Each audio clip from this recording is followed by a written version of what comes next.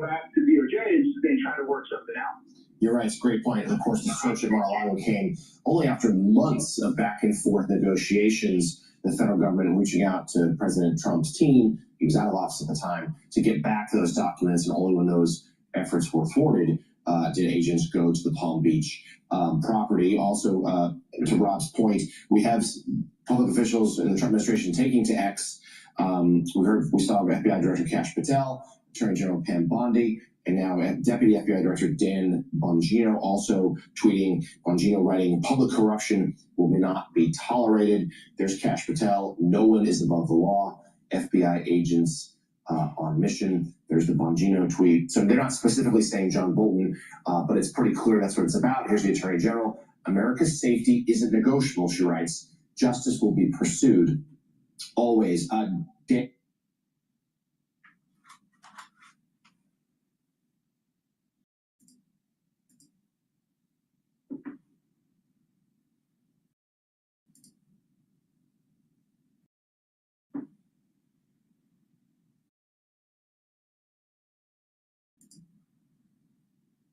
Water testing really easy. We're good. We turn back now to the breaking news of just a few moments ago. FBI agents have raided the home of former Trump National Security Advisor John Bolton early this morning. A source familiar with the matter tells NBC News that FBI agents were sent there as part of a national security investigation in search of classified records. The FBI has not yet commented on this story. We should note again, we don't know what's happening here. It's a raid. If there are criminal charges that follow, the government will have a chance, of course, to explain their case. But right now, we just know John Bolton, former national security advisor for President Trump, now turned pretty harsh Trump critic, his home in suburban Washington has been raided. Joining us now by phone is MSNBC Justice and Intelligence correspondent Ken Delanian. He is near Ambassador Bolton's home in Bethesda, Maryland. Ken, let's start. Just tell us the latest, what we know here, and what would the FBI, what would they have to justify a raid like this?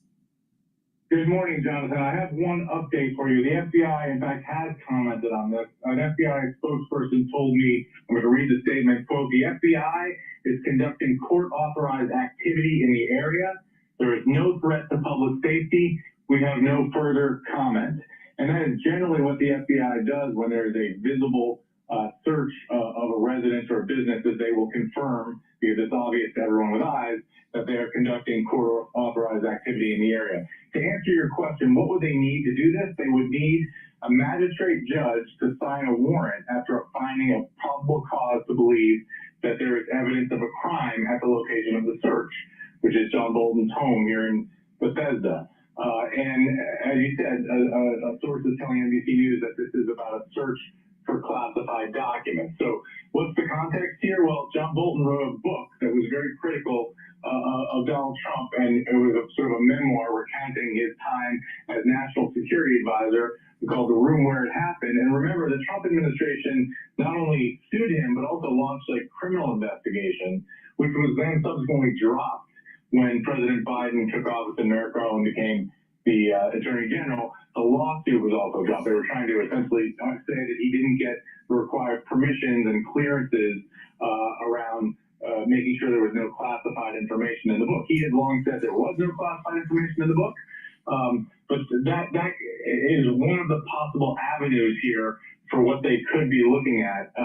Of course, this is incredibly ironic, given the fact that just a few days ago, FBI Director Kash Patel was on Fox Business saying falsely that the search of Donald Trump's home in Mar-a-Lago, the FBI raid, was unconstitutional, was unfounded, that there was no predicate. In fact, a judge signed a warrant in that instance as well. And Judge Eileen Cannon, who is a Trump-appointed judge who ruled in Donald Trump's favor in many, many issues, actually upheld the legality of that search and rejected Donald Trump's lawyers' efforts to throw it out. But of course, Donald Trump and his allies denounced that FBI action. They called it an unjust invasion of his home in Mar-a-Lago. Now today you have police cars and FBI agents outside of John Bolton's home in Bethesda, in a very, what they're saying is a very similar action.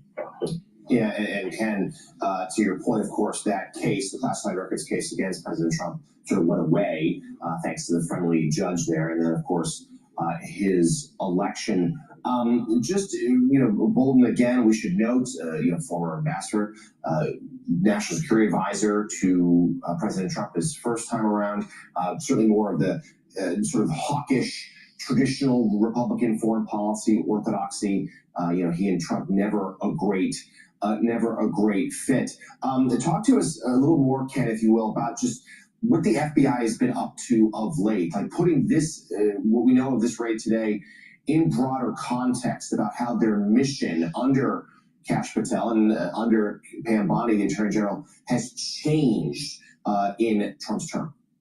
Yeah, that's a great point. But let me just first also point out some other context, which is that John Bolton, until Donald Trump took office, actually had physical security protection around his home here. I live not far from here, and there often was a vehicle stationed outside of that home because he is under threat from Iranian agents. The U.S. intelligence community has said that the Iranians are trying to kill John Bolton.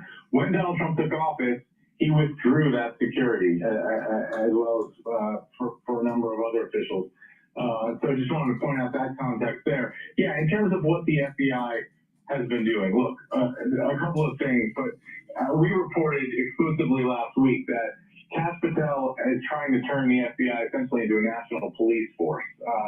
He is de-emphasizing the traditional national security mission of the FBI. After 9/11, essentially the entire agency was reoriented to make the number one priority stopping a terrorist attack on the United States. So counterterrorism was the number one mission. But counter-espionage has always been a huge mission of the FBI. Other national security missions, also white-collar fraud and corruption. Kash Patel sees it much differently. He refers to FBI agents as cops, and he has been taking a number of steps to direct them to essentially go after violent crime, which is generally a state and local priority. And also, he's ordered that FBI agents spend a considerable amount of time conducting immigration enforcement. But there's also been a clear direction for the FBI and the Justice Department to essentially pursue Donald Trump's political enemies. Now, they don't describe it that way, but in that same interview with Fox News where Kash Patel was denouncing the search on Mar-a-Lago, he also essentially issued a threat to any FBI agent or Justice Department prosecutor that had worked on that case, or the other Jack Smith indictment of Donald Trump regarding overturning the election. Kash Patel said, you should come in and talk to us, and if you don't, you're going to find yourself on the end of our investigative activity, and it's going to be very uncomfortable for you. I'm paraphrasing. So that was a remarkable statement by FBI director. Essentially, they're making no bones about the fact that they are looking to investigate people that were involved in what they said was weaponization with these investigations of Donald Trump. And in fact, they've appointed a lawyer, Ed Martin, at the Justice Department to be in charge of a weaponization working group. And they are working on various investigations, including reportedly a grand jury investigation that potentially involves President Obama and aides to Obama around the 10-year-old Russian intelligence community assessment of Russia's efforts to interfere in the 2016 election. So Donald Trump's law enforcement apparatus appears to be responding to his desire to relitigate all of these issues where he thinks he was wronged by the intelligence community and the Justice Department and the FBI. And it's going in what a lot of people think is some very dangerous directions. Yeah, Ken, very important points there. We appreciate that context. One more to you at the moment. Again, this is Ken Delaney on the phone near the home of John Bolton in suburban Washington, that home raided by FBI agents a short time ago. Ken, tell us the severity, if you will, if indeed what we're hearing from a source is found, if indeed classified records are discovered there. Talk to us about the severity of potential criminal charges. Just how serious is this? Would it depend what sort of material it is? Walk us through those investigative steps. Yeah, it's a great question, Jonathan. And of course, it runs the gamut. And this is another ironic question because we explored this issue ad infinitum, right, when Donald Trump was charged with mishandling classified documents, and legal experts said anybody else who did what he did would have already been in prison So obviously, if you intentionally take classified documents from their secure spaces and you take them to your home or somewhere else, and you do that knowingly, that's a felony, and that carries serious prison time. And many people over the years have gone to prison for doing that. And the reasons often are not about that they wanted to turn it over to a foreign government, but people just, for reasons that are almost inexplicable at times, take classified documents home. And in fact, there was a man who worked at the NSA who hoarded classified documents for years in his house. And it was never really clear why he did that. And eventually the FBI conducted a search, very much like the one they're doing today, and they found all this stuff and they charged him with serious crimes. But there are also many examples where people inadvertently took classified information and took it to the wrong place, put it in their briefcase. And in those cases, often they are not charged. And a great example of that would be the Joe Biden case, where classified documents were found in his home. And as soon as that happened, they went to the FBI and turned them over and allowed the FBI to search the facilities for more classified documents. And at the end of the day, a special counsel looked at that and said there was no crime here. Now, there was some other there's some other issues there, obviously, involving Joe Biden's mental state, and there was evidence in that case that Biden knew years ago that he had classified documents and didn't turn them in, and so that was more serious than the typical case. But there have been many cases over the years where people, again, inadvertently have classified information where it shouldn't be, and that's discovered. Now they can lose their security clearance over something like that. That's often a thing that happens, but they aren't charged criminally. To charge somebody with willfully mishandling classified information, prosecutors would need to establish that they knew they were doing it and that they did it for some nefarious purpose. And so essentially that's the legal landscape there, Jonathan. All right, Ken Delane, stay with us if you... Hello, my name is DrPaulCottrell, and we are live streaming on Rumble, YouTube, and my website, the-studio-reykjavik.com, simulcasting on X Spaces. The two big news events today are the raid by the FBI on John Bolton's home and the Jackson Hole conference with the Federal Reserve Chairman Powell. So we're going to be covering that and how it's going to be moving the markets. It's important to pay attention to the market moves based on the speech that will be today at Jackson Hole. If you'd like to help support the work that I do, because all these videos are for free, please share the links, ask your social media to follow me. You can go on my website and donate on Stripe, PayPal, or buy me a coffee or be a paid member to my Patreon channel. I don't put anything behind a paywall. Please help support the work and take a look at the great products that I have. I have ebooks, I have supplements, and course material on immunology and pulmonology. So it's a great way to support my work by purchasing the products that I offer. Please go to my store, the-studio-reykjavik.com, and get the structural nano silver soaps. Very high quality soaps. You can get it in charcoal tea tree, in lemongrass. You can also get it in peppermint and in lavender. So get a few bars for your household. Use discount 5. You get $5 off any order. If you spend $100 or more, you get a free gift until supplies last.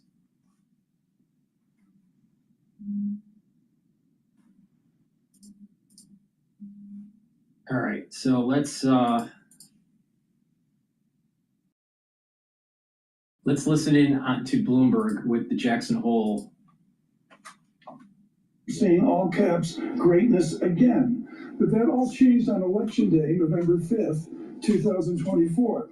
Many, including Ken Rogoff of your Harvard, line up and say, markets all-time high, economy okay, inflation edging up, bond market speaking. Is the Fed too exposed right now? Does the Fed just have to wait because so many things are firing on all cylinders, as the president just noted?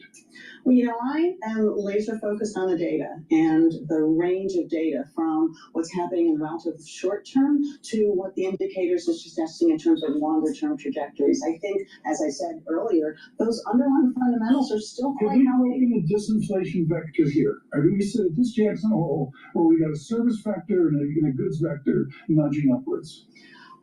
I think my baseline is, again, it's going to remain elevated for some time related to those tariffs, which are still unfolding. There's a lot of uncertainty with that.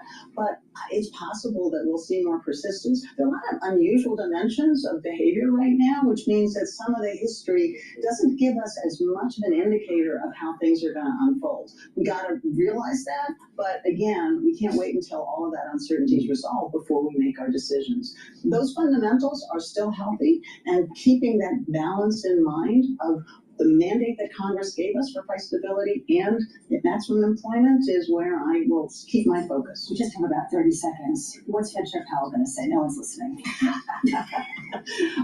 Well, I want to get ahead of the chair. He's going to talk about, obviously, the framework. We have had a robust process there, which I'm, feel really good about, and about what he's seeing in conditions in the outlook. That was really good massaging. Boston Fed President Susan Collins, thank you so much. That was great. She's going to talk. She said that she's going to talk about economics. Yeah, basically. Yeah, that was really intense. I mean, look, this is a complicated moment, and as you said, I mean, you've got the president coming out and jawboning. At the same time, the economic story is really complicated here. That to me is what I'm saying. Yeah, very much so. I've seen that from the Bitchute and such, and was brilliant today on that. Yeah. It's just hugely ambiguous. Which is the reason why I think all these different Fed officials have completely different views, as well as the economists and analysts coming up next. One of those views, Adam Posen of the Pearson Institute, will be joining us next. This is Bloomberg Surveillance on television and radio. All right, we're going to go to Quest Means Business. He's interviewing Krugman about the Federal Reserve. Please go to my store, the-studio-reykjavik.com, and help support the work that I do. All these videos are for free. Purchase the great products that I offer, and follow the protocol that I use to slow down the aging process and to get healthy. Taking the foundation of the protocol is super important, and that foundation is taking a multivitamin and a probiotic. On my store, I have the complete multivitamin. This is easy to digest, and this has the multivitamins that you need as cofactors for enzymatic activity. So your cells and your tissues will perform optimally. So go to my store, the-studio-reykjavik.com, and get the complete multivitamin. Easy to digest.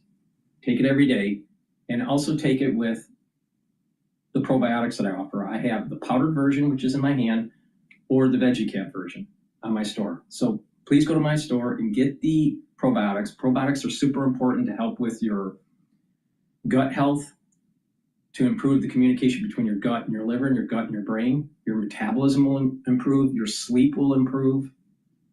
You'll have less brain fog. You'll be able to concentrate better. With proper sleep, you're going to be detoxifying your central nervous system. So having a good gut biome is actually going to help with your brain. In addition, a good gut biome is going to improve your immune system. It's going to increase the mucosal lining, increase the concentration of your IgAs, and you'll be able to reduce the chances of leaky gut syndrome. So please go to my store, the-studio-reykjavik.com, get the probiotics, and get the complete multivitamin. Stack them together as the foundation piece. Use discount 5, you get $5 off anywhere. It's pretty brutal. Tech stocks are on a 2-day losing streak as more investors are questioning the AI and hype and whether it can live up to it. The Nasdaq is down 1.5 point. It's now pulled back 2.5% since the last week's record highs. And some of the concern comes from an MIT study, Massachusetts Institute of Technology. The authors say most companies have found no way to make money using generative AI. The head of OpenAI also seems to be tempering expectations. He reportedly told tech journalists investors are overexcited about the technology. Paul Krugman is with me now, a winning economist. He recently wrote that AI could be a short-term risk to the economy, considering all the power it uses. It's an interesting one, Paul. Good to see you, sir. Thank you. Because nobody doubts the significance of the contribution AI will make in the future. But just to your point, we seem to be ignoring the costs of actually doing it and the difficulties of doing it and the profitability of doing it. That's right. I mean, we've seen this cycle, many, many times. I think the first example would probably be the canal mania in Britain in the 1790s. People get, overexcited about new technology. It's a good new technology. It will do real things, but it takes a while to figure out what to do with it. And you can lose a lot of money in the process. So you can have a bust before it really gets applied. And then we have this additional problem. It's as if you were building canals in the 1790s and there actually wasn't enough water to fill the canals, right? So we have, in addition to the question of whether the technology is really fully ready for prime time and whether we actually have the resources to go along with it. I'm fascinated by the point you make in your article, which is it's even worse at one level, because not only is there going to be a huge requirement for data centers and an extraordinary requirement for power, that we know, but this administration, the Trump administration, is cutting off the sustainable power future, solar, all the other renewables, by not investing in them. That's right. They're cutting off the subsidies that were being used to construct. They're also actively trying to block. We just saw the Trump administration. I've never been a big fan of Krugman. All right, even though he won a Nobel Peace Prize or a Nobel Economic Prize, but he isn't really focused on the real issue here. First of all, the power densities are nowhere near a barrel of oil for wind or solar. Second, for solar to work at the current technology level, you need to take lots of land and put a bunch of solar panels on it. When those solar panels are made or are broken, they're toxic. So how do you dispose of them? Or when you do recycle them, how are you dealing with the toxic aspects to the recycling? What about the mining of these metals that are in these solar panels?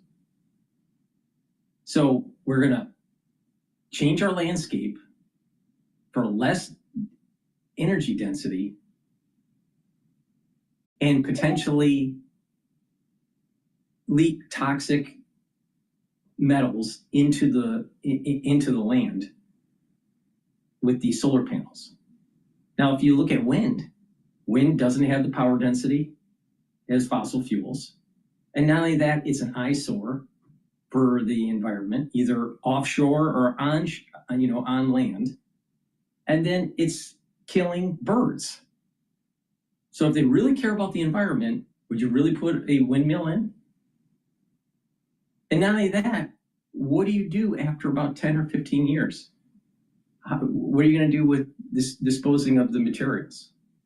You ever look at like a windmill that was put up 20 years ago? It's not doing so well. So the robustness of the technology isn't there. So these people that keep on pushing this stuff for like solar power, where you just plaster it all over the land and collect the energy of the sun, not so good of an idea. What happens if we had the technology in paint and we put it on homes and you were able to get energy from the paint? Solar panels locally on a roof, that makes sense. Or there are technologies right now being investigated even in Japan, where people walk on a surface in the city and the walking of a human being onto a tile actually presses and creates energy. So it's capturing the energy of walking and it collects it. Well, if you're in a very dense area like New York or Tokyo, that makes sense. So these kinds of things that are kind of ubiquitous, you don't see the renewable, it's not an eyesore, it's somewhat embedded in the way of life that we're already living. It's decentralized, that makes sense. But centralized in a green field collecting, rays is an eyesore. So I disagree with him, but he's an old fart. Taking away areas of the ocean that were being set aside for wind farms. We're seeing active interventions to try and block solar farms. We just had a post from the president. Who wants a solar farm? And typically, they're putting it on land. In many cases, they're putting it on land that used to be farmed. We're running out of cheap food. Now people say, well, what about deserts and put it into the desert? What about actually using money to irrigate the desert so we have more land that we can farm?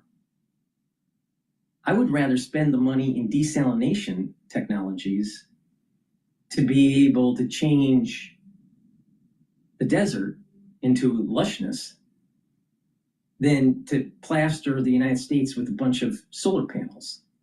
Solar panel technology is not a good idea the way they're doing it.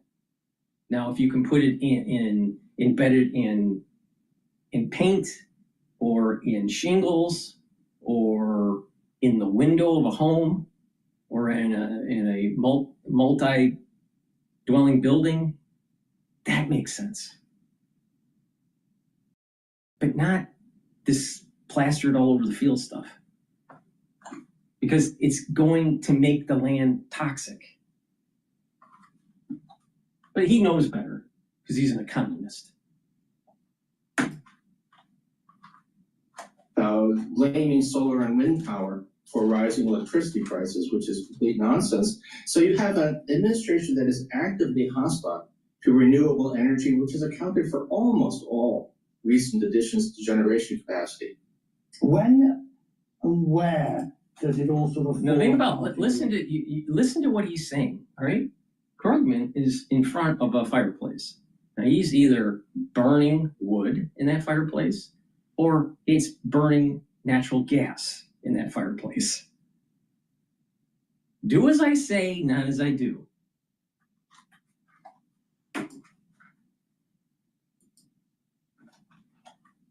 You. I mean, we all, those of us of a certain age, .com boom, .com bust.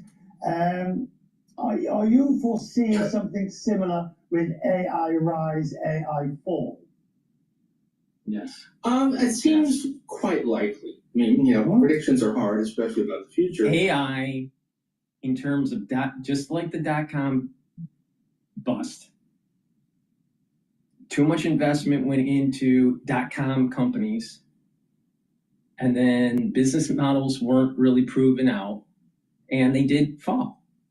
So we're gonna have in the ecosystem companies that go bankrupt that were tied to the AI rush. The ones that are going to survive are the infrastructure, ones that are building out the data centers and building out the frontier models. But no one really has proven out a real good business model for using certain types of technologies that are AI driven. Now Palantir is doing something that's AI driven, but is it really AI? Or is it just really supercharged machine learning? See, we're even using terms that are like, what's the distinction here? And is it really artificial intelligence or is it pseudo intelligence? It's probably pseudo intelligence, not artificial intelligence.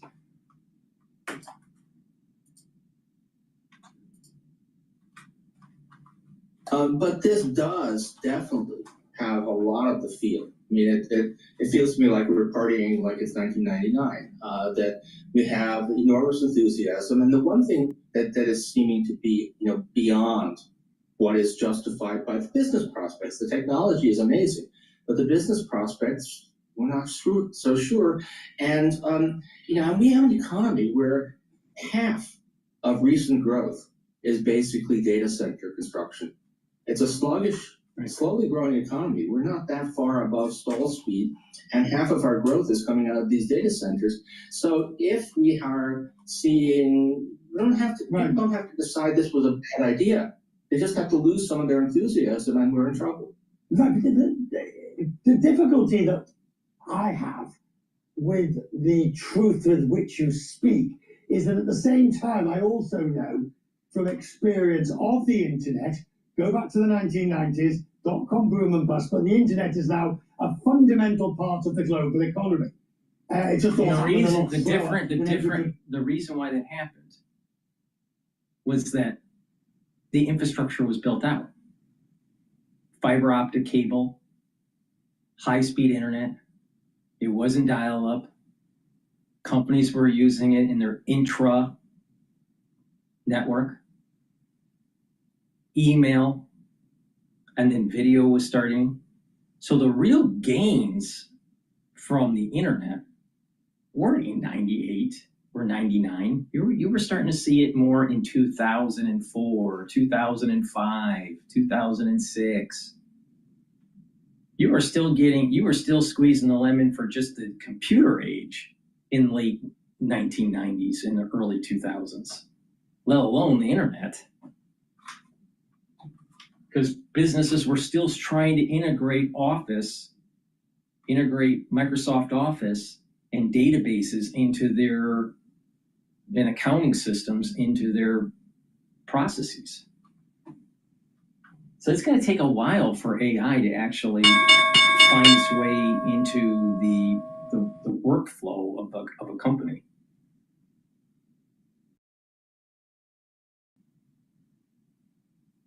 So there's probably a little bit of froth in the market in terms of investing in AI. There is a similarity between the dot-com bust and AI. All right, markets are open.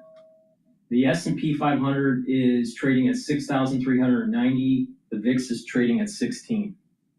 I have a target, year-end target for the S&P 500 at 6,800 to 7,000. Especially if the Federal Reserve lowers rates by a quarter or a half point. Anticipated or expected, and people lost a lot of money on the way. Is that likely to be the prognosis with AI? Quite possibly. On my Substack, I put up one of those old Quest ads, some of us may remember, where they had these, marvels of the internet. You can go to a grungy motel room and watch any movie ever made, and we basically live in that world. The problem was that everybody who was investing hundreds of billions of dollars on that prospect back in 1999, 2000, lost their money. I want to just talk about the Fed and all these rumors of who's going to get the job, who's going to get it. I mean, the independence of the Fed, particularly you've seen today, of course, the story of Lisa Cook being pressured to resign. The independence of the Fed, it's hard to gauge how much damage to the fabric of integrity is done by this onslaught of attacks. How much do you think is being done? Well, I think it's very serious. I mean, I'm extremely worried. We got through. We had a miracle. In 2022, we had high inflation. Lots of people thought it would be very expensive to get it down, that we'd have to go through years of high unemployment. Instead, it was basically painless. Inflation came right back down to the 2.5% or so range without. First of all, it's above the 2% target. Second of all, you have prices that are sticky. So in many categories, it's permanent inflation in absolute dollars. I'm not talking about the rate of change month over month or year over year. I'm talking about the actual amount of money that you spend on milk or eggs or whatever. The Federal Reserve was late in trying to suppress that inflation. They didn't raise the rates early enough because they thought it was transitory. And then when they did realize that they were wrong in reading the data, they didn't shock therapy. So to say that it's painless I don't know what here's again a wine and cheese Democrat economist thinking it was just fine. Inflation was just fine. It was painless. No, Powell screwed up twice with Janet Yellen. They didn't read the inflation data correctly. They thought it was transient. And then when they did start raising rates, they didn't raise it fast enough. They didn't shock the system. And because they didn't shock the system, guess what? You have permanent inflation. Any bulge in unemployment, a lot of that had to do with the credibility that an independent Fed had built. People basically believed that inflation would not persist. If we undermine Fed independence, then we're in big trouble. Jim Bullard, who speaking on this program a few moments ago, said he did not believe the tariffs were inherently inflationary.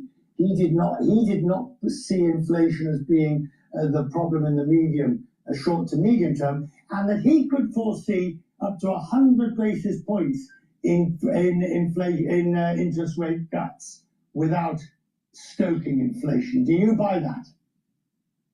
No, if he doesn't think that the tariffs are inflationary in the short run, that disqualifies him for the Fed chair. I mean, it's obvious, it's very clear, and we're seeing it in the data, that the tariffs will raise prices. They'll raise prices maybe 1.5, 2 percentage points. Now, whether that will get entrenched in inflation, that's much more arguable. Maybe that this is something that the Fed should look through. That's an argument that you can certainly make. And I understand that, Waller, for example, has made that argument. But if you think that it doesn't raise prices at all, He didn't make any sense. He makes zero sense. He was saying that, we were okay with inflation after Powell started raising rates, even though I think he raised it too late and not enough. But when he started breaking the inflation, and it went back down to 2.5, he said. All right?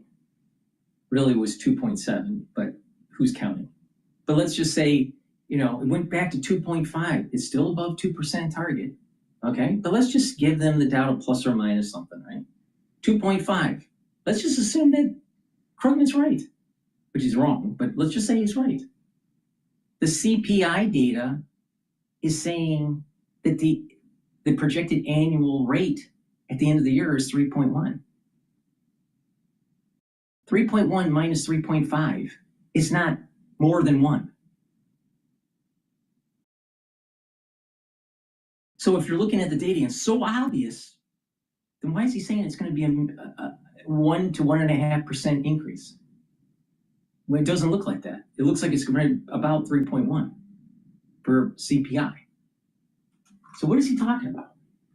Because what it is, will prices increase? In some categories it will, by 1/3 of the tariff increase in the aggregate.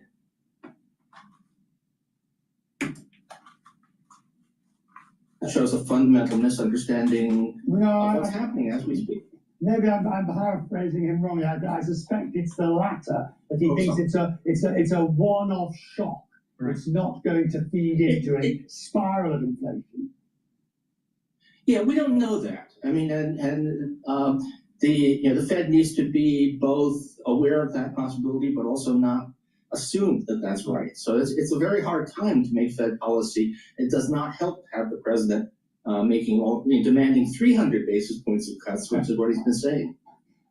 Paul, it's great to see you, and thank you for joining us. And your Substack is always most definitely worth reading, and we'll show the details of it in a moment. Thank you, sir, for taking time to talk to us. Thank you. All right, let's go to live now about the raid. I think they're talking about the raid on John Bolton. The U.S. Attorney's Office, if we even had secret information to transport over to the U.S. Attorney's Office, it was like triple bonded. It was in, a folder, then a binder, then a box. I mean, it was protected at the highest level. Top secret information is never transported anywhere. You will come to us and you will sit in a skiff and you will look at that information. You can't print it out. You can't do any of that. You can look at it in a secure compartmental location. In this case here, there's top secret information at his house. That's just, it's unheard of. It's not the kind of thing we do. Nobody in government should be doing or have the authority to do. I did want to ask, because not only is the FBI out there, we've also seen Montgomery County Police, other officials with different agencies. How does everyone kind of coordinate? Because the FBI, I would imagine, is kind of leading the charge to go in and collect all of this. But how do you communicate between agencies to make sure that everyone's kind of on the same page there? Yeah, and we are going to work with the locals. I mean, in my 23 years at the FBI, there's never really been very, very rarely a situation where we do not notify local police and our state police or the county officials and let them know what we're doing. I mean, we all have to work in concert. We all have to know, okay, the FBI is coming in there. Yes, the FBI will lead this investigation. It's a national security investigation. But that being said, we are always partnered up with our local, state, county officials, and that's very normal. So that's why you're going to see other law enforcement out there. And they're going to, maintain a perimeter. They're going to maintain keeping the press away, keeping, other, looker on or people looking on. They're going to keep them away and just maintain, a presence while the FBI is conducting the search warrant. As of right now, we've been told by different officials there, the Associated Press reporting that Bolton hasn't been detained. He's not taken into custody. Is that fairly normal for a raid where you don't see somebody necessarily arrested right there? Yeah, I mean, that's very common. You have two different kind of warrants, right? You have a search warrant, which is currently what you're seeing now, not only at his residence, but at his office as well. But sometimes you'll have an arrest warrant accompanying a search warrant. In this case, that will not be the case. Right now, the FBI is in the process of conducting a full investigation. I mean, this is not a new investigation, quite frankly. This happened years ago when he wrote a book that had classified information, and a judge had weighed in on that at the time. He did not get the permission of the Department of Justice, which any one of us who work for the DOJ has to obtain permission before you write a book. And the biggest sin is writing a book without telling DOJ. I still, at numerous occasions, the rules seem to change a little bit on how high of a level you may be at. Mr. Comey wrote a book in 5 minutes after retiring and after leaving the Bureau and being released. And I don't know how that happened so quickly, because normally this is quite a process to get approved to write a book and to put, information out there. And quite frankly, I'm shocked that any classified information is put into a book about our methods and our means and ways we do our business. And there's no clear understanding right now if there even will be charges or anything of that nature. I wanted to make sure to point that out, because, this obviously is a federal investigation. We're not going to get that information ahead of time. We don't know. Please go to my store, the-studio-reykjavik.com, and get the magnesium and zinc. This will boost up your immune system and help with your brain function. Super important. Vitamin C and magnesium will boost up your immune system and your brain function and help with your skin. So stack them together. Very important. Dual purpose stack.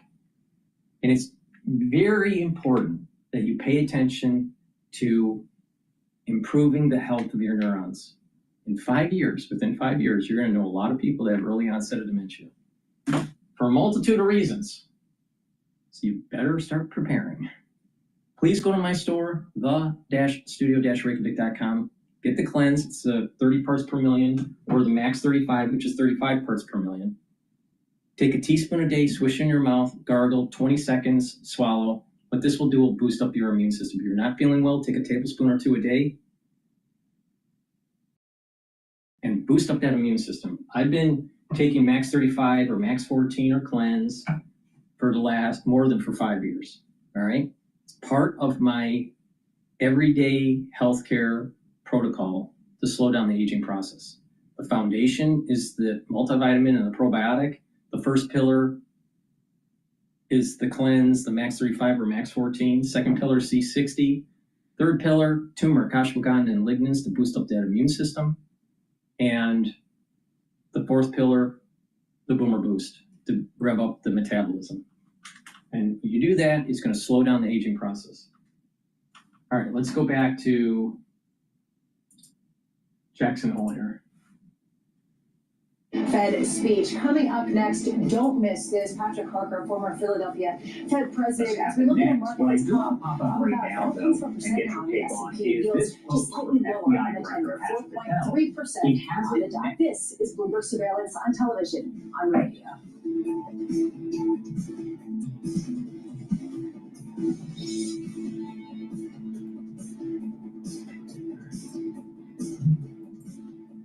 All right, we're going to go back to live now here while we're waiting for Bloomberg. But they will be looking at everything. They, honest to God, will. And they're gonna do a thorough search, and they're gonna take their time, and they're gonna methodically go through everything, and they're gonna see what they find. And this investigation will take a while. They're gonna look at everything. They're gonna take it. They'll seize it. They'll analyze it. Our forensic computer team will be looking at any media platforms, and we'll look and see what's in there. All right. Jack Chupin, thank you so much for taking the time to join us here and break it all down. We definitely appreciate it. Thank you, Josh. Appreciate it. And you are taking a live look once again, Bethesda, Maryland, outside of the home of former National Security Advisor John Bolton. He was the advisor there under the Trump administration in his first term in office. They've obviously had some disagreements. Now, the Associated Press saying this is all related to classified information. Let's go to Fox News. They're talking about, I believe, Boston's mayor. Stop attacking our cities to hide your administration's failures. Unlike the Trump administration, Boston follows the Now, law. Michelle Wu is double Harvard College and Harvard Law. Super liberal. Driving Boston into a shithole.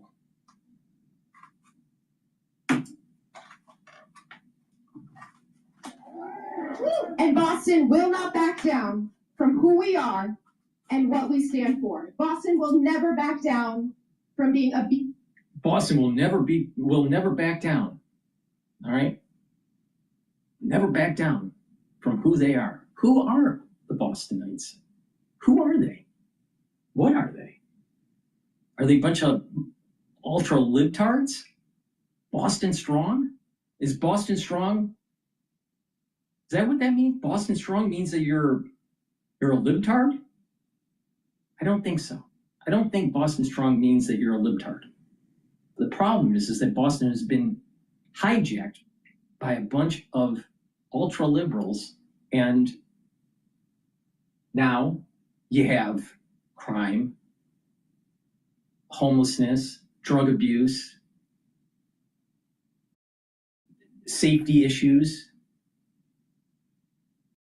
I mean, Boston has lots of problems. Lots of problems. And it's because of this mayor, Michelle Wu, who hates whites, hates men, is an ultra liberal, brought to you by Harvard. Of freedom and a home for everyone. A home for everyone. So the showdown over sanctuary policies comes a home for everyone. Wait a minute, she's a lawyer. A home for everyone. Okay, wait. We have laws against illegal immigration. So she's not willing to follow the law in terms of illegal aliens.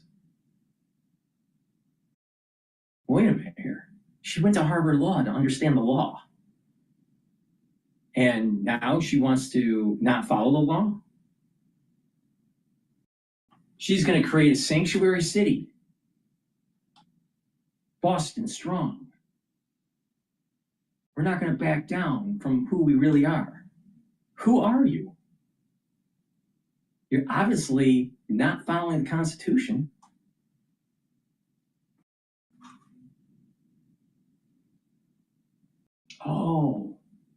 Massachusetts is a liberal state. Oh, liberal states are losing population. Oh, that's the reason why you want a census to count illegal aliens. So you maintain seats in the House of Representatives. Oh, now we get it. So it's about power, not about helping people. So is that what Boston is all about? About corruption? About not following the law?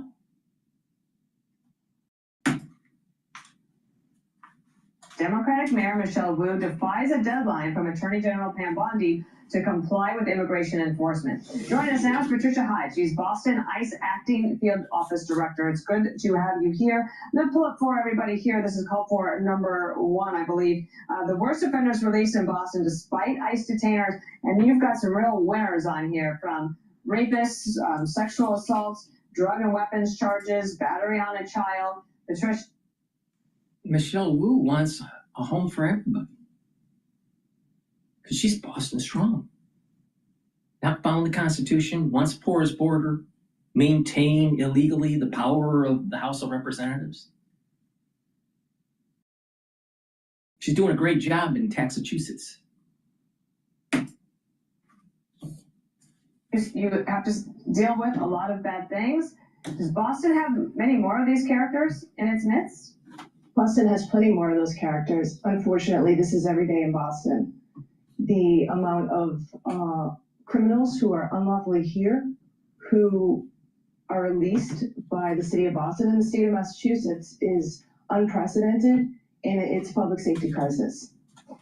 So people might remember this is a Haitian migrant shouting at President Trump. We can play that for everybody here. This was January 22nd. Just to remind everybody, this was in Boston. I'm not going back to Haiti.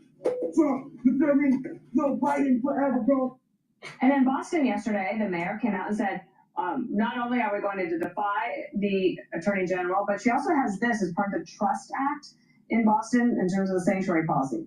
The provisions have been instrumental in fostering a safe and welcoming environment for all residents, ensuring that immigrants can engage with local law. Safe environment? There are people living on the streets. There are drug addicts all over South Station. What is she talking about that it's safe?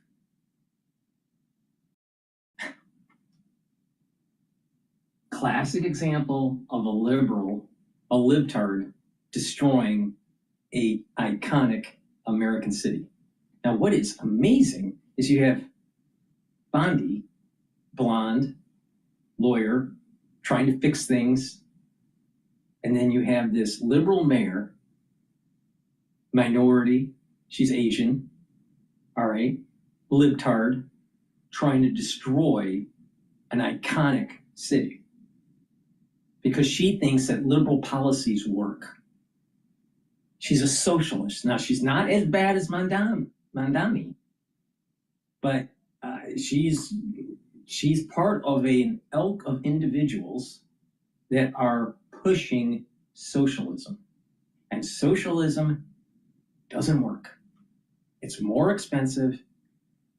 It drives out businesses, and you have decay of the society. Enforcement without fear of deportation, thereby enhancing public safety and community trust. Is that, how do you look at that? Because I think that in practice you're saying that is not what is happening. Sanctuary policies don't make anyone safer. They don't make the community safer. And as far as, the city of Boston and Mayor Wu not backing down, the men and women of ICE are not backing down. Unlike Mayor Wu, I was born and raised in Massachusetts. I grew up in Boston. And I know what a safe Boston looks like, and this isn't it. I know what a Boston looked like before sanctuary policies in the last 4 years under the previous administration. This is a public safety crisis. Sanctuary policies don't make anyone safer. It's just common sense. If you're here illegally, you've already shown a predisposition to not respect the laws of the country. And when you're here and you commit a crime, you should be turned over to ICE. That's common sense and returned back to where you came from. practically, then, how do you work within Boston and Massachusetts given this situation? I prefer to say we like to work smarter, not harder, but we find ways to work around it. And the men and women of ICE, unlike Mayor Wu, we took an oath and we swore to uphold our oath to protect the cities and the communities in where we work and where we live. And that's what we're going to do. Despite the obstacles, the men and women of ICE Boston and men and women of ICE in the whole entire country, that's what they do every day. While Mayor Wu is up having a press conference and talking about not working with ICE, the men and women of ICE are out working, making her community safer. So I don't think many people don't realize, and Bill Delusion explained it to me this morning, that your office oversees, it's like a region, it's just the city of Boston or the state of Massachusetts. And there was a operation in Connecticut, and let me just pull up these 4 characters. The worst of the worst, we have sexual assault, obscene communication, harassment, drug, cocaine, offensive, sexual assault, threatening, sexual assault, breach of police, a lot of sexual assault. Obviously, this is all happening in Connecticut, even though Connecticut also has the same type of policies.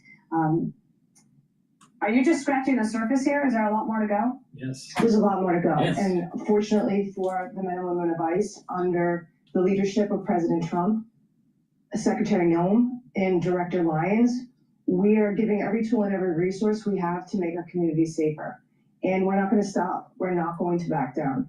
We're going to be there every time. And we are going to make sure that we make cities like Boston and cities across the country safe again, because that's what we took an oath to do. Mm-hmm.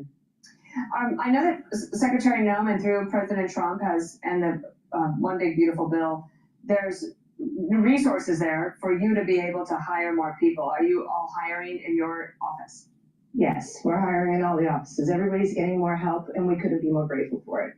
All right. Patricia Hyde, it's great to talk to you. I've seen you out in the field with Bill Delusion.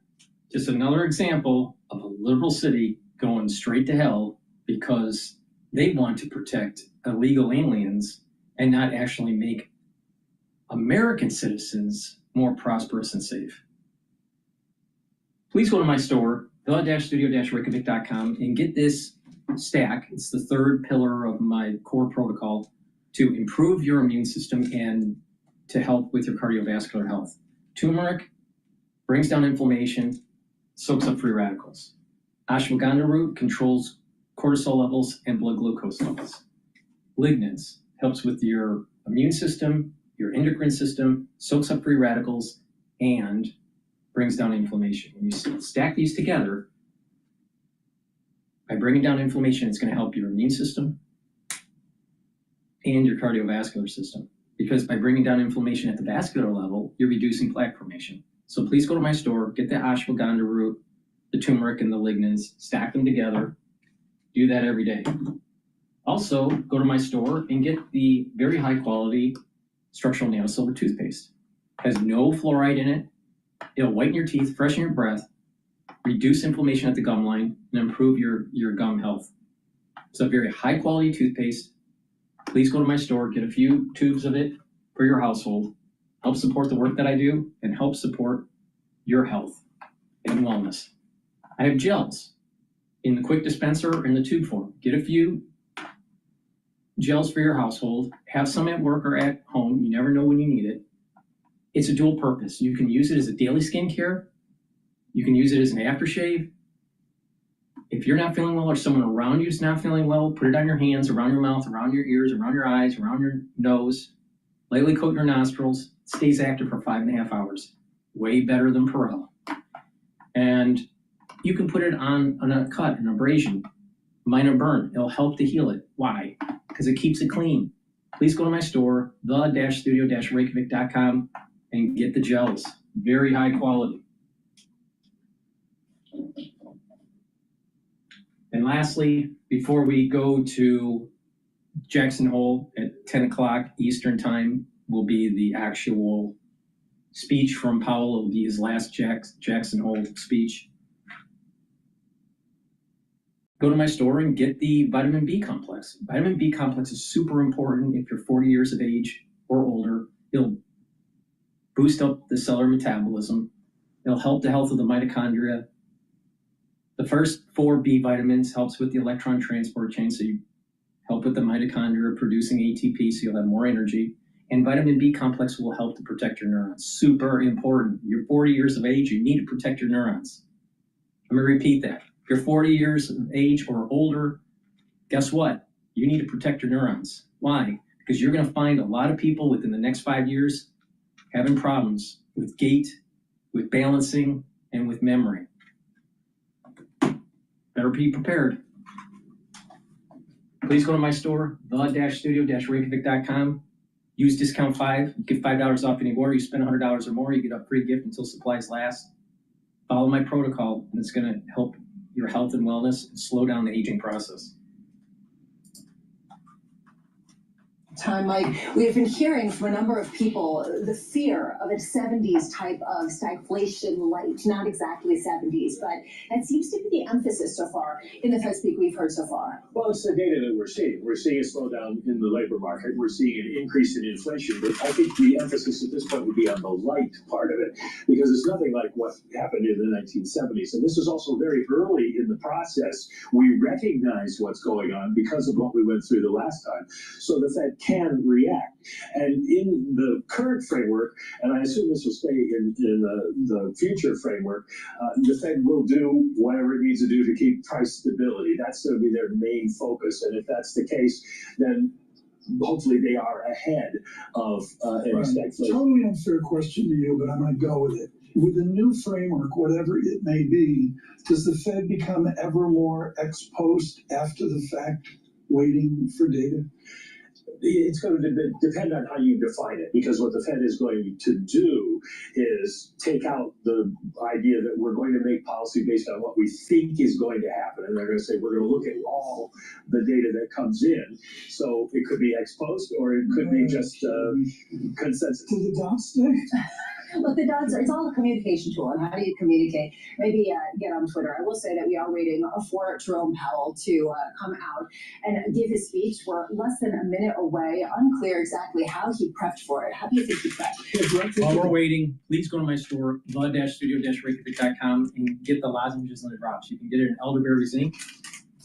For the lozenges, you get 21 in each bag. You can get 100 in each bag for the drops because they're smaller. You can get it in honey and lemon, cherry, and blueberry. Get a couple bags for your household. Use discount 5. You get $5 off any order. Be prepared, because guess what? Razor throat is around the corner. It's going to be happening in the fall, in the winter season. Be prepared. Mitigate that irritation in your throat right away by taking the drops and the lozenges. The shifting balance of risks may warrant adjusting policy. That's going to get Wall Street's attention because it's opening the door to a rate cut. Here's the key sentence. With policy in restrictive territory, the baseline outlook and the shifting balance of risks may warrant adjusting our policy stance. The Fed is also announcing its new framework, which is pretty much as we were just talking about with Pat Harker, dropping the reference to the effective lower bound, eliminating the inflation makeup strategy, committing to contain inflation expectations. Right. As this is happening, as this statement, pre-announcement statement is coming out, the 10-year Treasury price is going up a lot, and the S&P 500 is trading at 6,447. The resistance level at 6,500. VIX is trading at 16. Euro is trading at 116, so dollar is weakening, and the Japanese yen is now trading at 147. The Japanese yen is strengthening. Bitcoin is starting to go up. It's trading at 113,000, and BITO is trading at 20.56. No big movement with oil or natural gas at the moment. And it's a real reversal towards a presumption of Fed accommodation. Yeah, and this comes at a time where there is this question of how they are going to message this, given that inflation has remained above that 2% target since 2021. Mike, do we hear anything about why this is a Fed willing to look through that kind of inflation? They do anticipate that tariffs are going to add to inflation, and they think it will take place over time, but they're still looking, at least as the Chairman Powell puts it, they're still looking at these as one-time price adjustments within each sector. So it's likely that inflation is going to go up, but then they think it stabilizes and might go down again. Right now, let's take a listen to Jay Powell, Chair of the Federal Reserve. In my remarks today, I will first address the current economic situation and the near-term outlook for monetary policy. I will then turn to the results of our second public review of our monetary policy framework as captured in the revised Statement on Longer-Run Goals and Monetary Policy Strategy that we released today. When I appeared at this podium 1 year ago, the economy was at an inflection point. Our policy rate had stood at 5.25% to 5.5% for more than a year. That restrictive policy stance was appropriate to help bring down inflation and to foster a sustainable balance between aggregate demand and supply. Inflation had moved much closer to our objective, and the labor market had cooled from its formerly overheated state. Upside risks to inflation had diminished, but the unemployment rate had increased by almost a full percentage point, a development that historically has not occurred outside of recessions. Over the subsequent 3 Federal Open Market Committee meetings, we recalibrated our policy stance, setting the stage for the labor market to remain in balance near maximum employment over the past year. This year, the economy has faced new challenges. Significantly higher tariffs across our trading partners are remaking the global trading system. Tighter immigration policy has led to an abrupt slowdown in labor force growth. Over the longer run, changes in tax, spending, and regulatory policies may also have important implications for economic growth and productivity. There is significant uncertainty about where all of these policies will eventually settle and what their lasting effects on the economy will be. Changes in trade and immigration policies are affecting both demand and supply. In this environment, distinguishing cyclical developments from trend or structural developments is difficult. This distinction is critical because monetary policy can work to stabilize cyclical fluctuations, but can do little to alter structural changes. The labor market is a case in point. The July employment report, released earlier this month, showed that payroll job growth slowed to an average pace of only 35,000 per month over the past 3 months, down from 168,000 per month during 2024.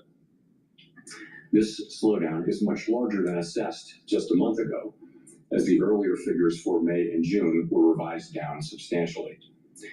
But it does not appear that the slowdown in job growth has opened up a large margin of slack in the labor market, an outcome we want to avoid. The unemployment rate, while edging up in July, stands at a historically low level of 4.2% and has been broadly stable over the past year.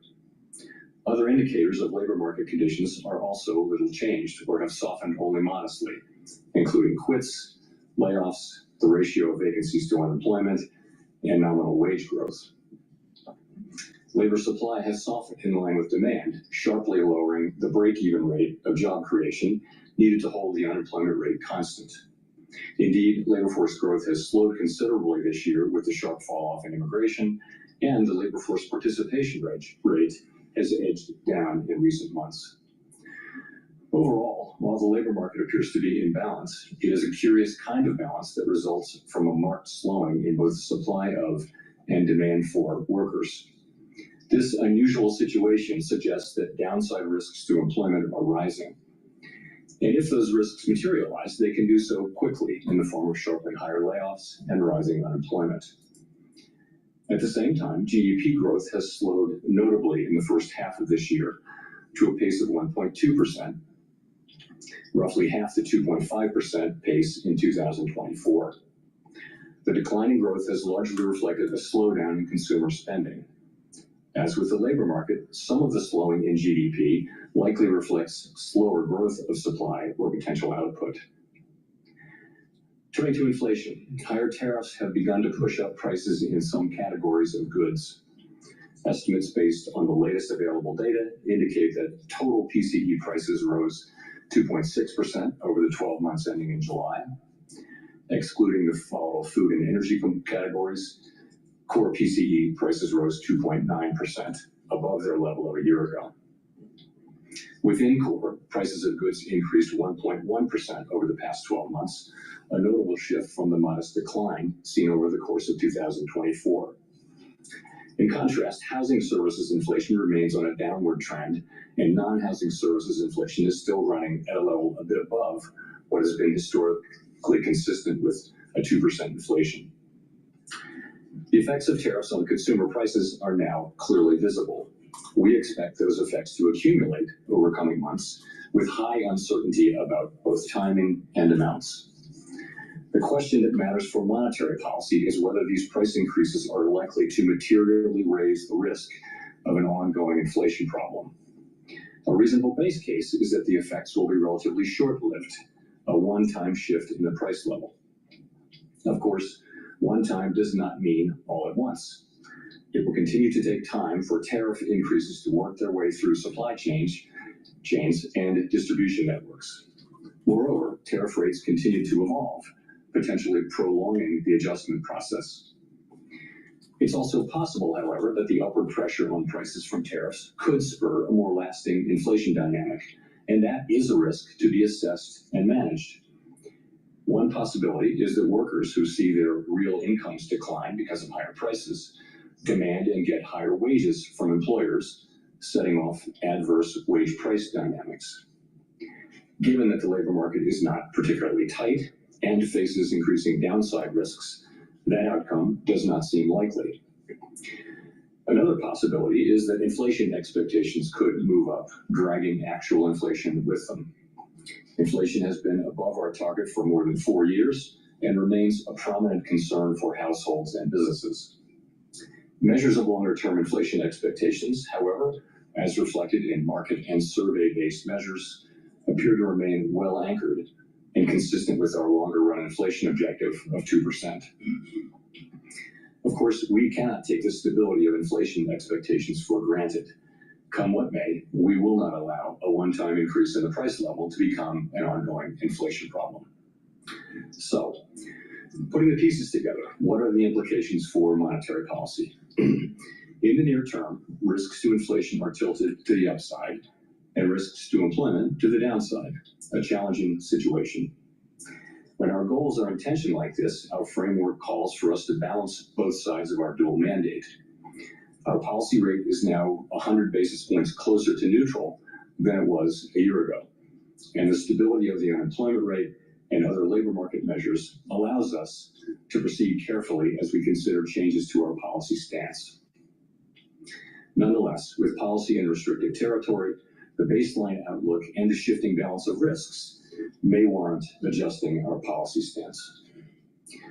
Monetary policy is not on a preset course. FOMC members will make these decisions based solely on their assessment of the data and its implications for the economic outlook and the balance of risks.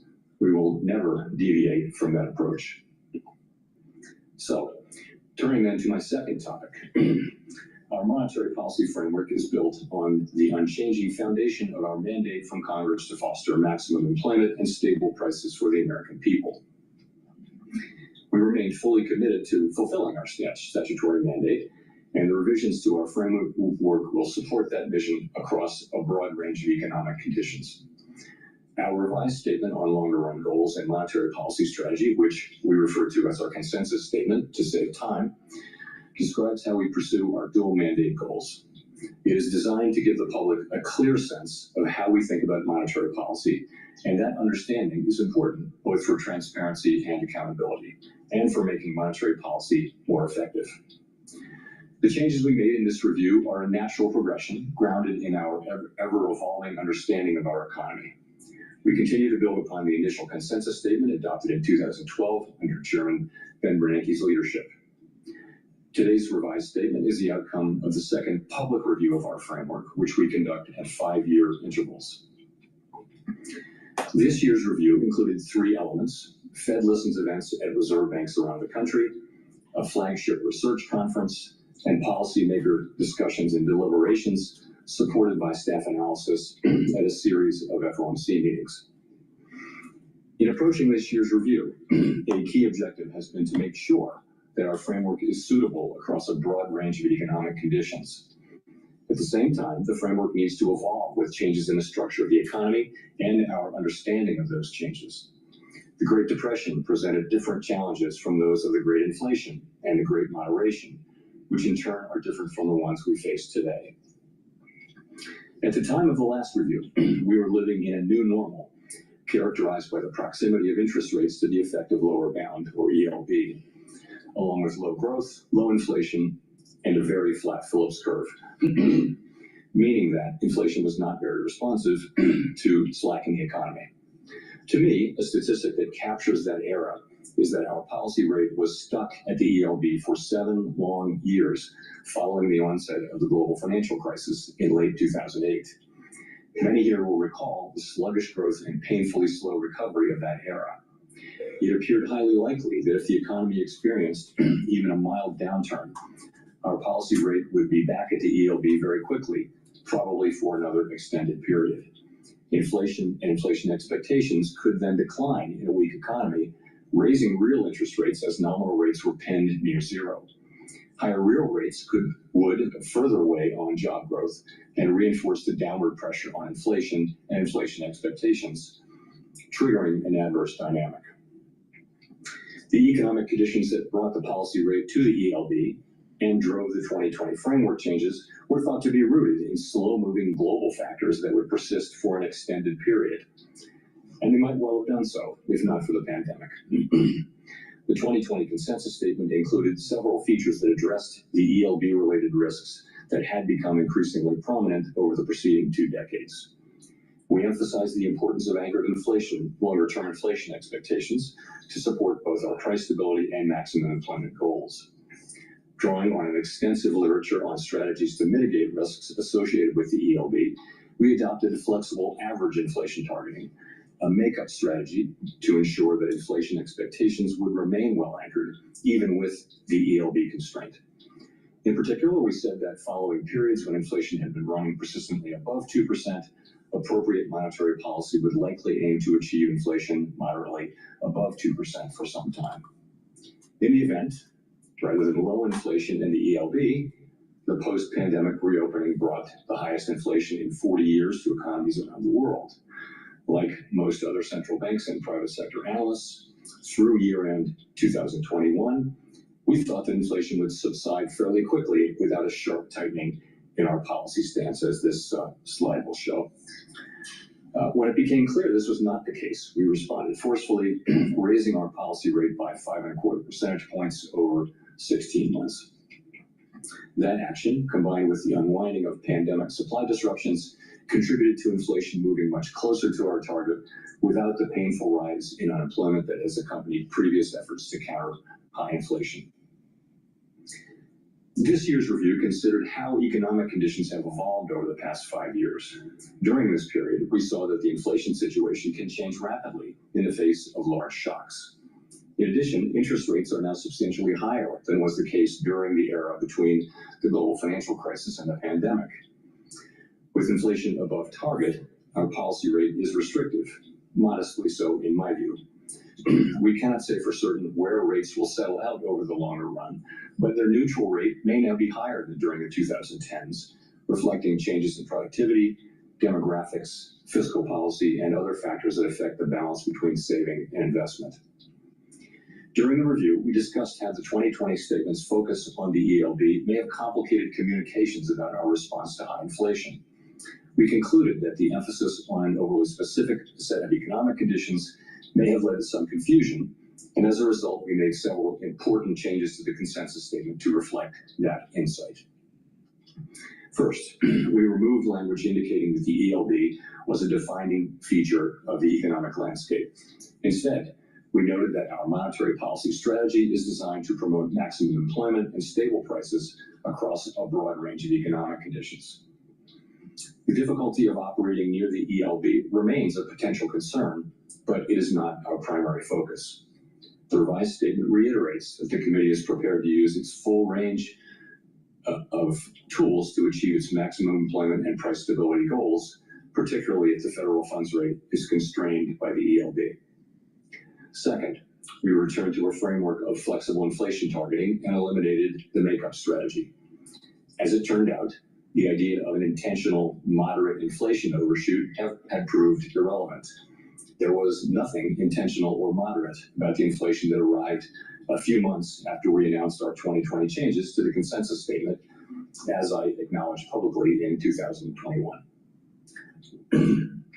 Well-anchored inflation expectations were critical to our success in bringing down inflation without a sharp increase in unemployment. Anchored expectations promote the return of inflation to target when adverse shocks drive inflation higher, and limit the risk of deflation when the economy weakens. Further, they allow monetary policy to support maximum employment in economic downturns without compromising price stability. Our revised statement emphasizes our commitment to act forcefully to ensure that longer-term inflation expectations remain well anchored to the benefit of both sides of our dual mandate. It also notes that price stability is essential for a sound and stable economy and supports the well-being of all Americans. This theme came through loud and clear at our Fed Listens events. The past 5 years have been a painful reminder of the hardship that high inflation imposes, especially on those least able to meet the higher costs of necessities. Third, our 2020 statement said that we would mitigate shortfalls rather than deviations from maximum employment. The use of shortfalls reflected the insight that our real-time assessments of the natural rate of unemployment, and hence of maximum employment, are highly uncertain. The later years of the post-global financial crisis recovery featured employment running for an extended period above mainstream estimates of its sustainable level, along with inflation running persistently below our 2% target. In the absence of inflationary pressures, it might not be necessary to tighten policy based solely on uncertain real-time estimates of the natural rate of unemployment. We still have that view, but our use of the term shortfalls was not always interpreted as intended, raising communications challenges. In particular, the use of shortfalls was not intended as a commitment to permanently forswear preemption or to ignore labor market tightness. Accordingly, we removed shortfalls from our statement. Instead, the revised document now states more precisely that the committee recognizes that employment may run at times above real-time assessments of maximum employment without necessarily creating risks to price stability. Of course, preemptive action would likely be warranted if tightness in the labor market or other factors pose risks to price stability. The revised statement also notes that maximum employment is the highest level of employment that can be achieved on a sustained basis in a context of price stability. This focus on promoting a strong labor market underscores the principle that durably achieving maximum employment fosters broad-based economic opportunities and benefits for all Americans. The feedback we received at Fed Listens events reinforced the value of a strong labor market for American households, employers, and communities. Fourth, consistent with the removal of shortfalls, we made changes to clarify our approach in periods where our employment and inflation objectives are not complementary. In those circumstances, we will follow a balanced approach in promoting them. The revised statement now more closely aligns with the original 2012 language. We take into account the extent of departures from our goals and the potentially different time horizons over which each is projected to return to a level consistent with our dual mandate. These principles guide our policy decisions today, as they did in the 2022 to 24 period, when the departure from our 2% inflation target was the overriding concern. In addition to these changes, there is a great deal of continuity with past statements. The document continues to explain how we interpret the mandate Congress has given us and describes the policy framework that we believe will best promote maximum employment and price stability. We continue to believe that monetary policy must be forward-looking and consider the lags in its effects on the economy. For this reason, our policy actions depend on the economic outlook and the balance of risks to that outlook. We continue to believe that setting a numerical goal for employment is unwise because the maximum level of employment is not directly measurable and changes over time for reasons unrelated to monetary policy. We also continue to view a longer run inflation rate of 2% as most consistent with our dual mandate goals. We believe that our commitment to this target is a key factor, helping keep longer term inflation expectations well anchored. Experience has shown that 2% inflation is low enough to ensure that inflation is not a concern in household and business decision making, while also providing a central bank with some policy flexibility to provide accommodation during economic downturns. Finally, the revised consensus statement retained our commitment to conduct a public review roughly every 5 years. There's nothing magic about the 5-year pace. That frequency allows policymakers to reassess structural features of the economy and to engage with the public, practitioners, and academics on the performance of our framework. It is also consistent with several global peers. To wrap up, I want to thank President Schmid and all of his great Kansas City staff who work so diligently to host this outstanding event annually, counting a couple of virtual appearances during the pandemic. This is the 8th time I've had the honor to speak from this podium. Each year, this symposium offers the opportunity for Fed leaders to hear ideas from leading economic thinkers and focus on the challenges we face. The Kansas City Fed was very wise to lure Chair Volcker here to this national park more than 40 years ago, and I am so proud to be part of that tradition. Thank you very much. That was Fed Chair Jerome Powell. Please go to my store, the-studio-reykjavik.com, and get the olive leaf extract. This is a dual-purpose product that's going to help to improve your immune system and help with your cardiovascular system. It brings down inflammation and helps you to control your lipid profile. NAD Plus is a supplement that will boost up your NAD Plus levels, increase your energy, help to repair DNA damage, and to protect neurons. Super important, especially if you're 40 years of age or older. Ubiquinol, the most bioavailable form of CoQ10 that you can purchase. Most people that take CoQ10, you're probably taking the wrong kind. There's nothing better for CoQ10 than what's in my hand. So you should go to my store, the-studio-reykjavik.com, and get the Ubiquinol. This will soak up free radicals, help the health of your mitochondria, boost up your energy levels, and protect your neurons. So a great stack to protect your neurons, Ubiquinol and NAD+. It also stacks well with C60. And it's also important to take a supplement that will detoxify your body on a regular basis. Zeolite will get rid of heavy metals, toxins, and chemicals, including forever chemicals. It'll bind to them and allow you to urinate them out within 6 to 8 hours. Take 3 small drops underneath your tongue, drink filtered water, and do that every day. Make sure you clean your environment, get rid of chemicals in your home that you don't really need. If you have chemicals in your home that you need, put them in a double layered container. If you want a heavier detox, take 10 small drops underneath your tongue and drink the filtered water. Do that every day until the bottle's done. Do that once or twice a year. But I recommend to do the 3-drop method and do it daily. 2 other supplements before we go back to the Jackson Hole coverage that's really important is Clarity Factor. Clarity Factor will get rid of brain fog, help you to consolidate memory, and over time, you're going to be able to build better dendritic connections so you think faster and your memory is better. Super important. You should also drink filtered water and get plenty of sleep, because by getting sleep, you're going to be able to consolidate memory, detoxify that central nervous system, and be well rested. It's super important. So take Clarity Factor to build up those positive neural networks, and you'll be able to think quicker. Now, Myotrol, super important. If you're 40 years of age, you start to atrophying your muscles.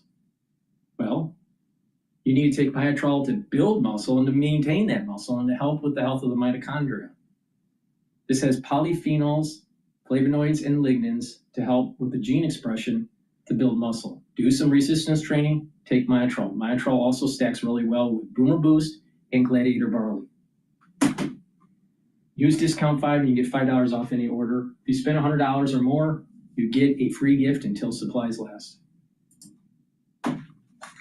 Group, economics is Willem Bouter, Catherine Mann out the Bank of England and all. There's a complete international and holistic view.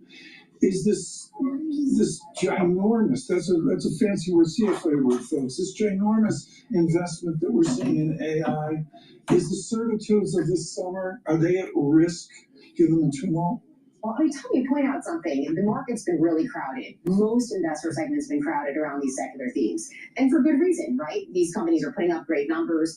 Every company across every industry is investing in AI and technology. So if you had uncertainty around policy or economic growth or geopolitical tensions or international relations or, fractures in the U.S. consumer, everyone was crowded in this space. That said, they're not crowded because these are companies with, they're crowded because these companies have great fundamentals and the path forward looks great.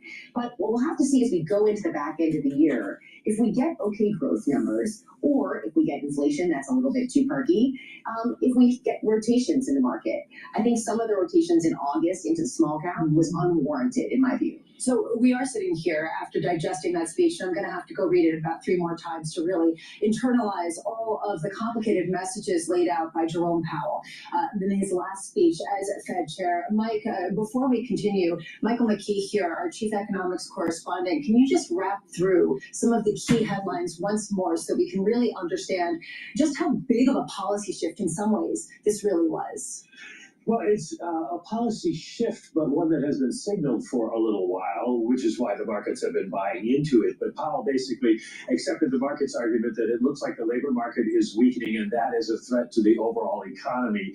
And inflation is rising, but it may not rise as quickly as the Fed had feared. And so therefore, the door is open to a rate cut if we get supportive data from the CPI and the employment report that we get at the beginning of September. Now, the thing about what he said today that I think is important is once you open the door like that as Fed chair, it's almost impossible to close it.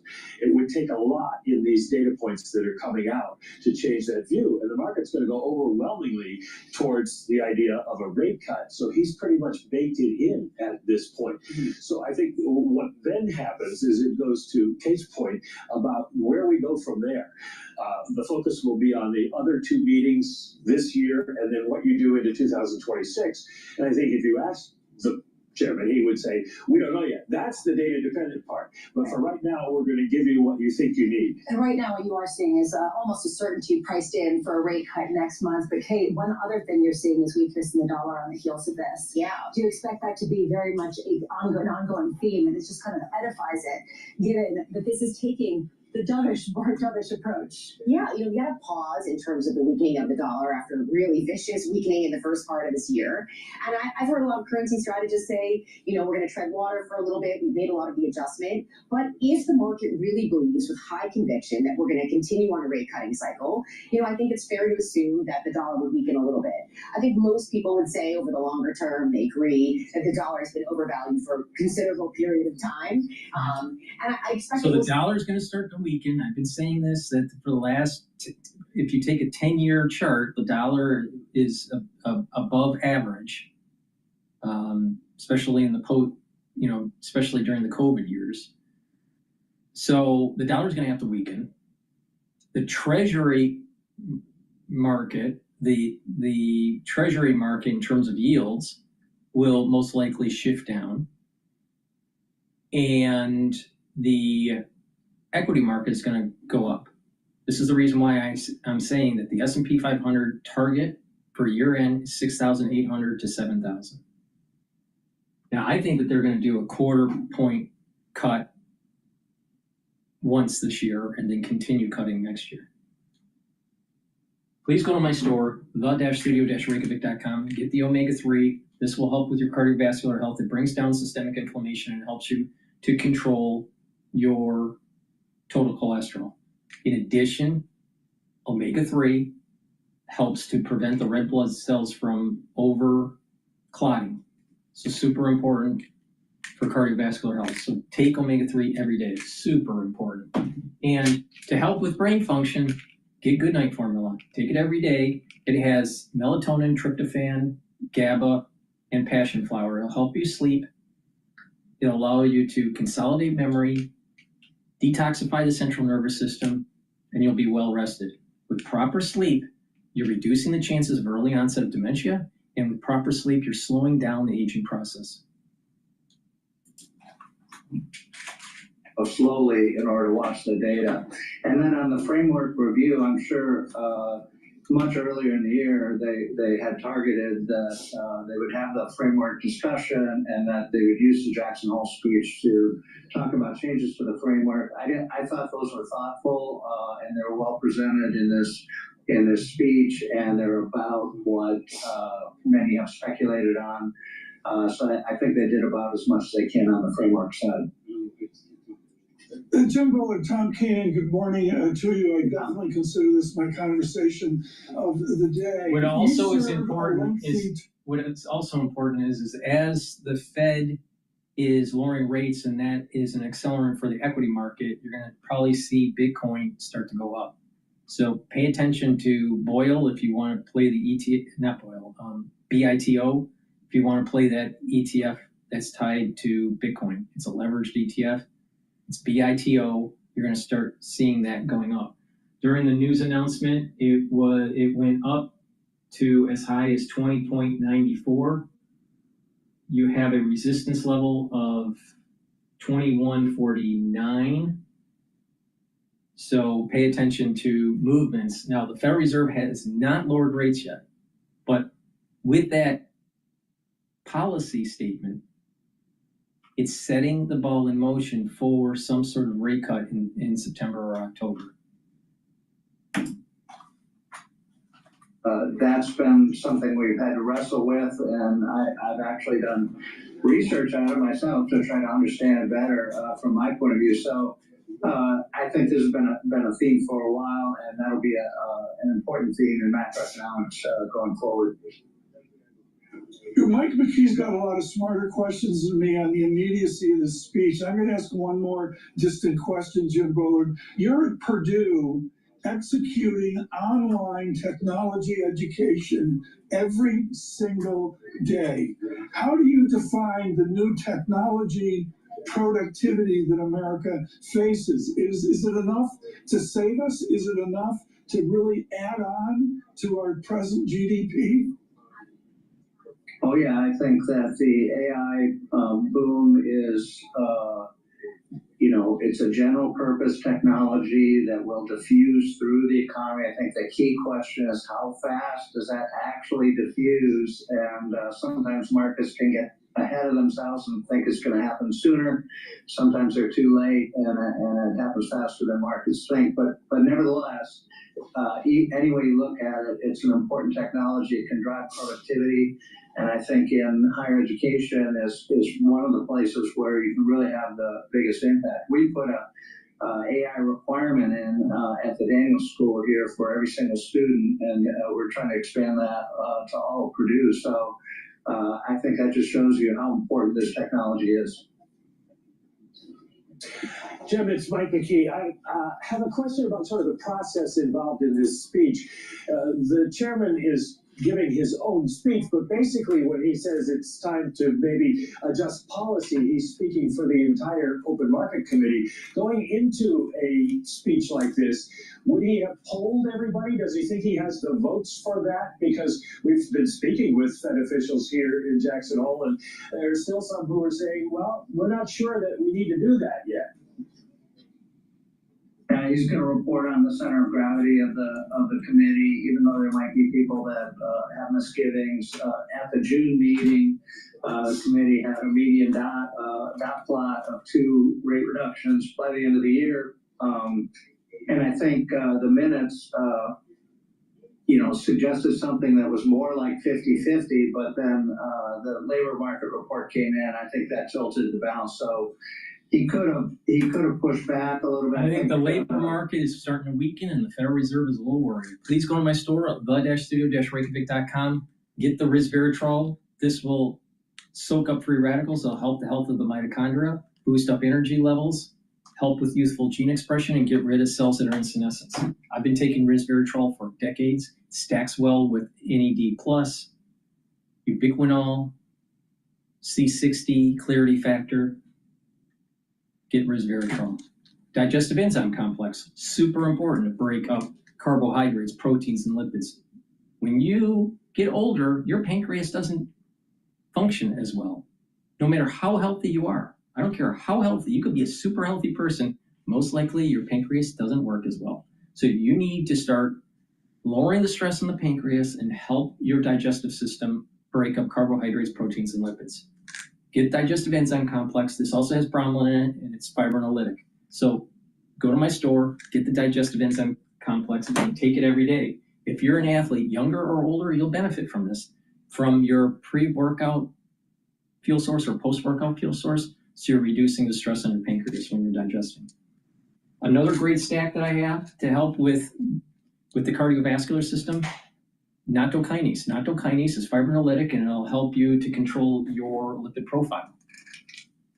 Take it with D3 and K2. This will help to prevent the calcium depositing around plaque formation and help to pull some of that calcium depositing out. So it'll help to shrink, actually, the blockage over time, especially if you take other supplements that are in my cardiovascular longevity box. Now, D3 and K2, when you're doing resistance training and taking in calcium, is going to help you to build better bone density. So it's a dual purpose stack. D3, K2 to help with bone density and cardiovascular, stack it also with the nattokinase to supercharge the cardiovascular stack. So please go to my store, the-studio-reykjavik.com, use discount 5 and you get $5 off any order. If you spend $100 or more, you get a free gift until supplies last. Now the S&P 500 is trading at 6,462. There's going to be a resistance level at 6,500, so pay attention to that. And BITO, which is the long ETF for Bitcoin, is trading at 20.95. Bitcoin is now trading at 116,000. Saying political noise around the seat and exactly what the path of policy forward looks like. Yeah, I want to see due process around something like this. I want to see, you can make charges against anybody about anything, I guess, and, the person can answer the charges and the DOJ can decide what they want to do and so on. So I think this has, should have longer to play out before you took that step. Otherwise, it's just is kind of the Wild West, and should be reinstated later, I guess, or something if there wasn't a conviction. So it seems messy to me. I think these kinds of charges are made from time to time against various officials around Washington, but I'd like to see due process there. Jim, there's another question here, and aside from Governor Cook and what happens there, about how the perception of political interference handles the market reaction to Fed policy. There is this perception that could cause the dollar to weaken more because there is more of an emphasis on supporting growth and supporting the labor market than containing inflation. And some people are worried that if the Fed does cut by 50, 75, 100 basis points, as you were talking about this past week, that you could see a move up in long-end yields akin to what we saw last year. If you are on the Fed currently and you did see yields along the long end moving up in response to near-term Fed rate cuts, what would you do? That would definitely be a concern, and that's the tricky part of this business is that, you think you're pursuing a dovish policy at the short end, but the long end goes up because inflation expectations start to rise. Markets start to lose confidence in the Fed and the credibility of the Fed, and that can go very, very badly and unfortunately fairly quickly. So I think you do have to be careful here. But I'm saying that I think the committee has room to maneuver if they proceed carefully over the remainder of 25 and the first half of 2026. I don't want to get out front of the debate here or the moment, Jim Bullard, but what I would say to Chairman Bullard and Mike McKee, I got to turn to you. You and I used to sit and look at the dots and go, which one is Bullard? I mean, you and I go. It's fairly easy after a while to figure out. I know Jim would probably agree with that. Chairman Bullard, is your first act, if you take over the Fed, is your first act to get rid of the dots? Yeah, I've threatened to, well, I was president, I threatened to withdraw from the dot plot. I think this could be done better. This was discussed at the framework conference, and former chair Bernanke gave a very nice presentation and talk about a quarterly monetary policy report, get more organized about it, put out a forecast. I think all that could be done. I've advocated that for a long time, and so I think that would sort of clear up some of the misconceptions around the dot plot. Okay, this is really, really important, folks. As Jim Bullard made economic history, I would say a decade ago, with a small, short paper, forceful on regime change. How do we get a new Fed away from the guessing and the certitude and the silly parlor game of it, Jim Bullard? With great respect, how do we get to that more disciplined study around the game of the Fed and regime change? Yeah, I think regime switching is a great way to think about the global economy and the U.S. economy and how it operates. There are relatively long periods of time where another thing that pay attention to the Federal Reserve in this rate cut move and what's going on with the Bank of England. There's stress in England, all right, and so there is a coordinated effort here, all right. Now, when the Fed has been staying constant for a while, and the Bank of England has been cutting. So their rates have been falling. So what that does is that it does a price differential in the bond market, yield differential. And so flows of funds change. So as the Fed starts to cut the rates, then that rate differential will start to come in, the difference in the rates. So the let's say the 30-year UK bond versus the United States 30-year bond, that spread is going to come in. So there's a dynamic that's playing out, not just in the United States, but what's going on with the Bank of England. Pay attention to the Bank of England. Very important. Please go to my store, the-studio-reykjavik.com, and get the deodorants that I have. Very high quality for males and females. It'll help as a deodorant, but it will detoxify your body. Super important, because when you detoxify your body, you're helping your immune system and your endocrine system. You can get it in citrus, or you can get it in lavender and tea tree. Get a couple bars for your household. Use it every day. It's made from essential oils from the Himalayas.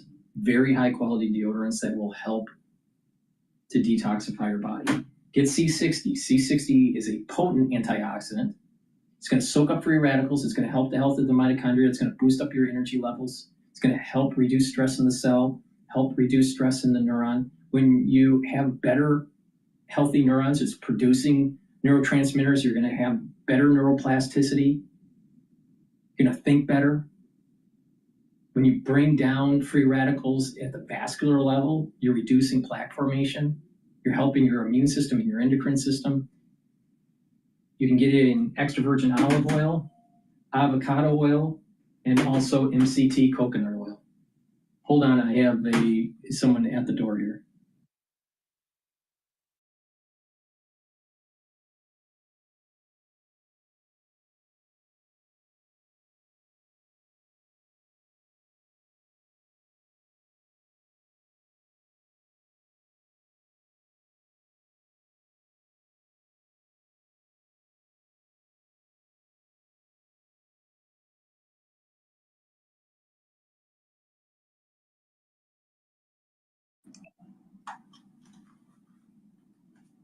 I apologize for that. There's someone who's going to be bothering me in the next 5 minutes. Please go to my store and get the C60. I have it in extra virgin olive oil, avocado oil, and MCT coconut oil. Now, again, you can get it in a 2 ounce, a 4 ounce, or an 8 ounce configuration. Take a teaspoon a day, every day, and soak up those free radicals. It'll slow down the aging process, boost up your immune system, help with your cardiovascular system, help with your neuron health. Super important to take every day. So please go to my store, the-studio-reykjavik.com. Economy is. Yeah, equities, except for just recently, equities have been doing very well as they've digested the new trade policy of the U.S. and how that's going to play out globally.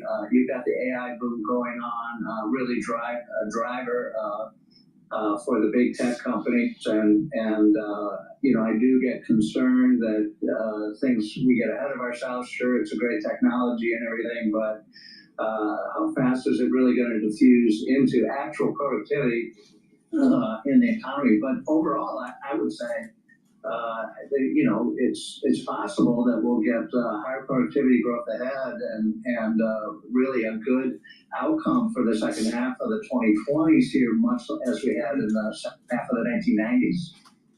Right. Let me talk to the chief investment strategist, Purdue University, right now. I'm going to do a double-barrel question first to Dr. Bolton. Canada to remove retaliatory tariffs on many U.S. products. Breaking news. And then Trump is planning on firing Cook if she doesn't resign because of the mortgage fraud.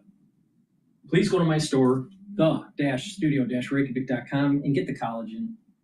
It has a very comprehensive amino acid profile that's on the screen. You can read the label on my website. Take this every day. It's a powder. This is a month's supply. This will help with musculature, bone density, the health of your joints, help with your skin, nails, and hair. Take it every day. It stacks really well with C60, the gel, vitamin C with magnesium, and resveratrol. Please go to my store, the-studio-reykjavik.com. Use discount 5 and get $5 off any order.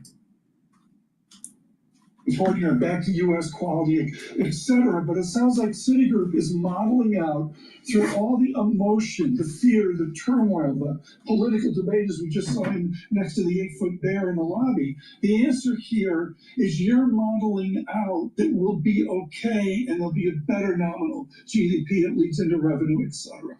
Look, I think we're going to have an okay growth environment, but one thing we keep on talking about is sort of the K-shape, right? There are the haves and have-nots across all the different industries, different consumer groups.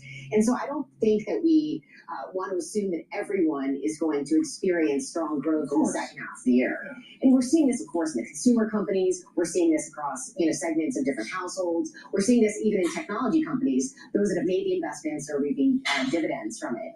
So yes, we may have these good headline numbers, but I think as investors, we have to really pay attention to what's going on beneath the surface. And I think there's an opportunity for differentiation over the next couple of quarters. We are looking at a market that is moving. We are looking at headlines that are coming. And I want to bring this to you, that Canada is planning to remove retaliatory tariffs on many U.S. products in an olive branch to President Trump. And there is this feeling. Please go to my store, the-studio-reykjavik.com, and get the heirloom barley. This is a high-density protein. Take it every day. It's a powder. It'll detoxify your body, bring down inflammation, and soak up free radicals through superoxide dismutase. Gladiator barley, you get all the benefits of heirloom barley, but it'll also help to build muscle. So if you want to build muscle, get the Gladiator barley, but it'll also help to detoxify your body, bring down inflammation, and soak up free radicals through superoxide dismutase. And lastly, get the Boomer Boost. Boomer Boost has 68 nutrients. It's going to target multiple systems. It's going to target your heart and your vascular system, your musculature. It'll help to rev up your metabolism and your energy levels and help with brain function. Super important. Take this every day. And a great stack to help with your A1C levels is to take Boomer Boost with the barley, either Gladiator barley or the heirloom barley.